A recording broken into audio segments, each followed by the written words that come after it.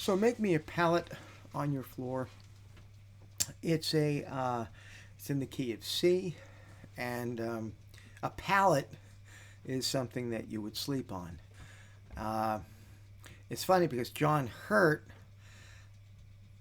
said, I believe it was in Philip Ratcliffe's book on Mississippi John Hurt, there was a story that John Hurt didn't like to sleep in beds. He liked to sleep on a chair. And I forgot who it was that was putting John Hurt up for the night, as John Hurt was going to be playing in the area, and said, "Look, John, there's the bedroom. There's where you're going to be sleeping, our guest bedroom." And John said, "Well, I don't know about that, but that chair sure looks comfortable. So make me a pallet." So now you know a little bit about that. So let's take a look at this one. It starts off with a C chord, your very first measure. Now, I use my first and second fingers to play the strings. I don't necessarily assign my finger any one string. Sometimes if I get something quick like that, my middle finger is grabbing the first string, and then my second finger comes in on that second string, like right. So I get that, but you could do it any way you want, as long as you can get it up to speed, the speed that you like to play it at. Whatever works, works. So we're doing that strict alternating bass that Hurt was known for, but bringing in that D note. That's your first measure. Now we go right into the F chord. You have chords with the thumb, first finger, second finger, third finger. That's all we need to do for that F chord. And we have this.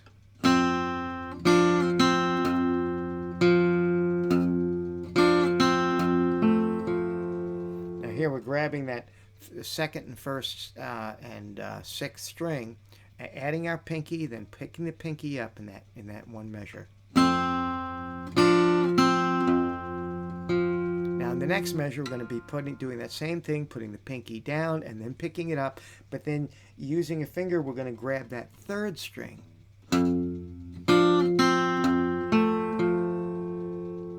And now we come right into our C chord, and we're going to get our pinky on that high G note and keep it there for most of the time. We're going to move that pinky eventually up to the D note. So here's how these next two measures are going to sound.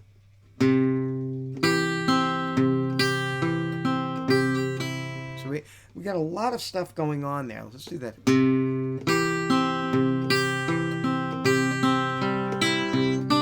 There's a lot of movement going on between that first and second string. So let's take it a beat at a time.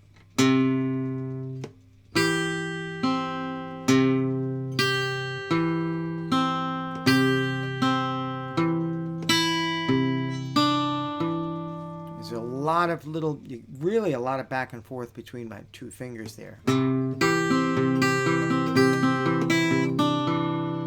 Now we go right back to that F chord, and we're almost playing it the same way. We have this.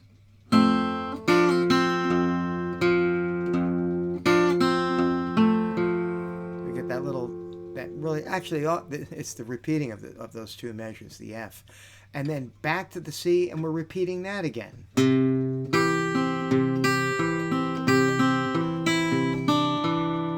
Now here we're going to jump into our E chord in this next line. And we're going to do something interesting with a hammer on in here, and then adding our pinky to the D note. So I'll play these next two measures.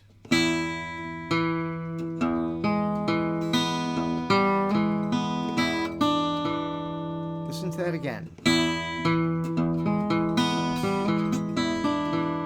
So let's take this measure by measure. The very first measure. Now in this next measure, Hurt is actually using what I like to call a reverse hammer-on.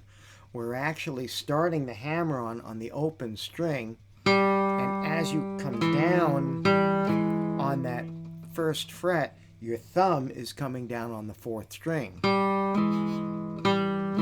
You may be tempted to do this, but that's not what you want. You want coming down simultaneously. And you may want to pick that second note.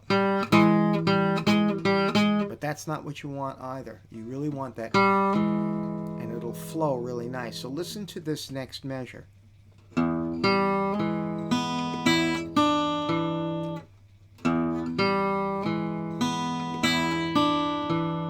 Right into the F chord. So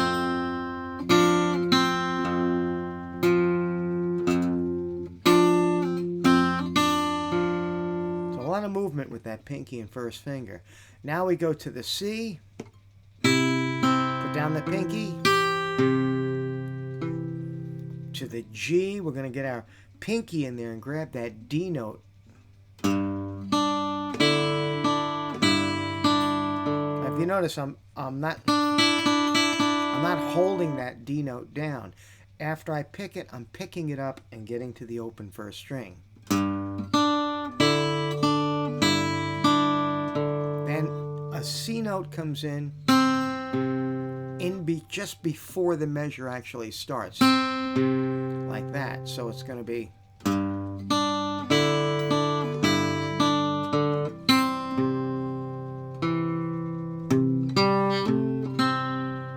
Let's take a look at that last measure. The bass doesn't quite alternate all the time. Let's get this. So we're doing another reverse hammer on here. We're getting the second finger to hammer down on the A note. And as we do that, our thumb's coming down on the 5th string. So it really means that our thumb is hitting the 5th string twice to allow for that hammer. So let's listen to that again.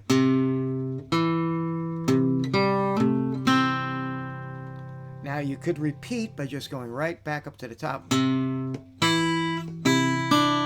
just like that, and then you're right at the beginning again. But in the next measure, I think in the next page, I go right into the variation. So in the next video, we're going to be talking about the variation.